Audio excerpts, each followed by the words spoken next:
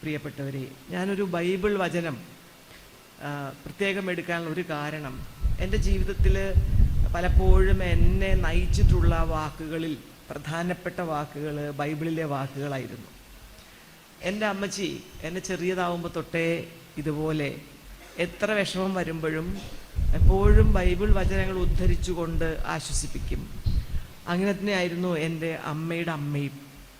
എപ്പോഴും പറയും, മോളെ അങ്ങനെ. അപ്പോൾ ചെറുപ്പം മുതൽ വളരെ കുട്ടിയാവുമ്പോൾ തൊട്ടുള്ളൊരു, നമ്മൾ പറയില്ലേ, ഗൈഡിങ് പ്രിൻസിപ്പിൾസ് എന്ന് പറയും.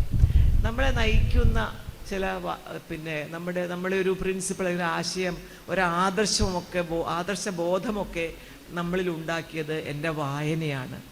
പിന്നീട് അത് വായിക്കാൻ തുടങ്ങിയ കാലത്തിൽ ഗാന്ധിയായും മാർക്സായും മറ്റ് പലരുമായും പലരും എന്നെ സ്വാധീനിച്ചിട്ടുണ്ടെങ്കിലും എൻ്റെ വേദനയിൽ ഞാൻ എപ്പോഴും ബൈബിളാണ് ഓർക്കുക. ഒരു പ്രത്യാശയെക്കുറിച്ച് പറയുമെങ്കിൽ അതിനർത്ഥം അതിൻ്റെ പിന്നിൽ ഒരു വേദനയുണ്ട്.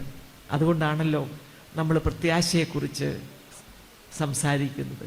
എവിടെയോ ഒരു നിരാശയോ ഒറ്റപ്പെടലോ വേദനയോ ഒക്കെ ഉള്ളത് കൊണ്ട് നമ്മൾ പ്രത്യാശയെക്കുറിച്ച് സംസാരിക്കുന്നു. ക്രിസ്ത്യൻ പ്രിൻസിപ്പിളിൽ 3 വാക്കുകൾ വളരെ പ്രധാനമാണ്: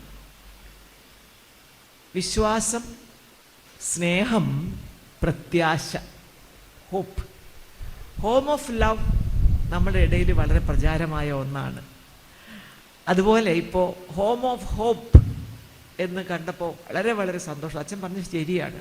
ജനസൻ പറയുമ്പോൾ തന്നെ എനിക്കത്, കാരണം പാലിയേറ്റീവ് കെയറിനെ കുറിച്ച് നമ്മുടെ സംസ്ഥാന സർക്കാർ തന്നെ വളരെയേറെ ഗൗരവത്തോടെ ആലോചിക്കുകയും ഈ പൈസ ഒന്നും കയ്യിലില്ലെങ്കിൽ പോലും ഇത്തരത്തിലുള്ള ജനക്ഷേമങ്ങളെക്കുറിച്ച് ആലോചിക്കുകയും അത് നടപ്പിലാക്കുകയും ചെയ്യണമെന്ന് വളരെയേറെ വിശാലമായ ജനകീയമായ കാഴ്ചപ്പാടോടെയാണ് മുഖ്യമന്ത്രി ഞങ്ങളോടൊക്കെ സംസാരിച്ചത്. നിങ്ങൾ നിലവിലുള്ള ഒരു പാലിയേറ്റീവ് ഇതിൻ്റെ മുകളിലും പിടിമുറുക്കാനല്ല. ആരൊക്കെ, മതസ്ഥാപനങ്ങളാവട്ടെ അല്ലെങ്കിൽ സന്നദ്ധ സംഘടനകളാവട്ടെ, നടത്തുന്ന പാലിയേറ്റീവ് കെയർ യൂണിറ്റുകളോടുമൊപ്പം തദ്ദേശ സ്വയംഭരണ സ്ഥാപനങ്ങളും പാലിയേറ്റീവ് കെയർ യൂണിറ്റുകൾ ഉണ്ടാക്കി മുന്നോട്ട് കൊണ്ടുപോകണം. അപ്പോൾ പാലിയേറ്റീവിൻ്റെ പ്രൈമറി കെയറാണ് ഞങ്ങൾ കൊടുക്കുന്നത്. സെക്കൻഡറി കെയർ കൊടുക്കണമെങ്കിൽ ഡോക്ടറും നേഴ്സും പോയി ശുശ്രൂഷിച്ച് രോഗം പരിശോധിച്ച് മനസ്സിലാക്കി മരുന്ന് പ്രിസ്ക്രൈബ് ചെയ്തിട്ട് അവർക്ക് വേണ്ട ചികിത്സ വീട്ടിൽ തന്നെ കൊടുക്കുമ്പോൾ അത് സെക്കൻഡറി ആയി. ഹോം ഓഫ് ഹോപ്പ് അതിൻ്റെ ഏറ്റവും അവസാനത്തെ അല്ലെങ്കിൽ ഏറ്റവും ഉയർന്ന പടിയാണ്. അതിൻ്റെ ടെർഷറി ലെവൽ പാലിയേറ്റീവ് കെയർ ആണ് കൊടുക്കുന്നത്.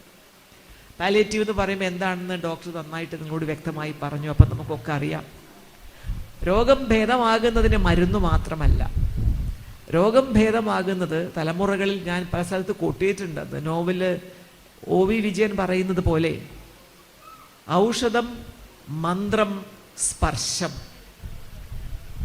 രോഗത്തിൻ്റെ ഹീലിംഗ് എന്നതിൽ 3 ഘടകങ്ങളുണ്ട്.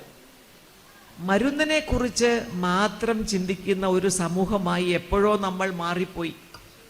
പക്ഷെ അതിനോടൊപ്പമുള്ളതാണ് സ്പർശം. ക്രിസ്തുദേവൻ ശുശ്രൂഷ അവരെ സുഖപ്പെടുത്തുമ്പോൾ സ്വന്തം വസ്ത്രത്തിൽ ഒരാൾ എന്നെ സ്പർശിച്ചു എന്ന് ക്രിസ്തുദേവൻ പറയുന്നുണ്ട്. ഒരു സ്ത്രീ വർഷങ്ങളായുള്ള അവരുടെ രക്തസ്രാവം അതോടുകൂടി നിന്നു എന്ന് അവർ പറയാണ്. പക്ഷെ അദ്ദേഹം അറിയാണ് ആരോ എന്നെ സ്പർശിച്ചു. തിരിഞ്ഞു നോക്കി ആരാണ് എന്നെ സ്പർശിച്ചത് എന്ന്. അത് നിങ്ങൾക്ക് വിടാൻ വേണമെങ്കിൽ.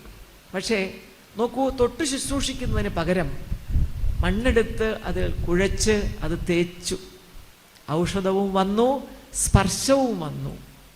3ാമത്തെ തലമാണ് മന്ത്രം. അത് വിശ്വാസമാണ്. അതുകൊണ്ട് തന്നെ ഈ പറഞ്ഞതിനെല്ലാത്തിനെയും ചേർത്തുകൊണ്ട്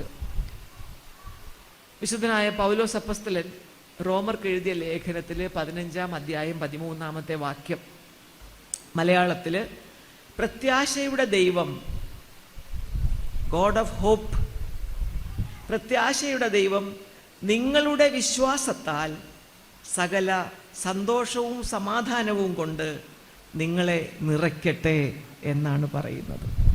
അദ്ദേഹത്തിൻ്റെ വാക്കുകൾ കേൾക്കുന്ന ജനങ്ങളോട്, റോമാക്കാരോട് അദ്ദേഹം പറയുന്നത്, പ്രത്യാശയുടെ ദൈവം നിങ്ങളുടെ വിശ്വാസത്താൽ സകല സന്തോഷവും സമാധാനവും കൊണ്ട് നിങ്ങളെ നിറയ്ക്കട്ടെ എന്നാണ്. ഓരോ പാലിയേറ്റീവ് കെയർ യൂണിറ്റ് നടത്തുന്നവരും ഇന്ന് നമ്മൾ ഇവിടെ തുടങ്ങുന്ന ഈ ഹോം ഓഫ് ഹോപ്പ് എന്നതും എനിക്ക് തോന്നുന്നു ഇത് നടത്തുന്നവരുടെ മനസ്സിലുണ്ടാകുന്ന സന്തോഷവും സമാധാനവും ഇവിടെ വരുന്ന ഈ പാലിയേറ്റീവ് കെയർ കിട്ടുന്നവരുടെ മനസ്സിലും വിശ്വാസത്തോടെയുള്ള ഈ ഒരു സ്പർശത്തിലൂടെ അവരനുഭവിക്കാൻ പോകുന്ന സന്തോഷവും സമാധാനവുമാണ് സത്യത്തിൽ ഈ ഒരൊറ്റ വാചകം ഇതിൽ സൂചിപ്പിക്കുന്നത്. എന്നാൽ ഇംഗ്ലീഷ് തർജ്ജമയിൽ അതൊരു പടി കൂടി കടക്കുകയാണ്. May the God of hope fill you with all joy and peace as you trust in him. അവിടെ നമ്മുടെ മലയാളത്തിലെ തർജ്ജമയുടെ ഭാഗം ഇംഗ്ലീഷിലേക്ക് മാറി. അതിനോട് ചേർത്ത് പറയുന്നത് so that you may overflow with hope. So that you may overflow with hope by the power of the Holy Spirit.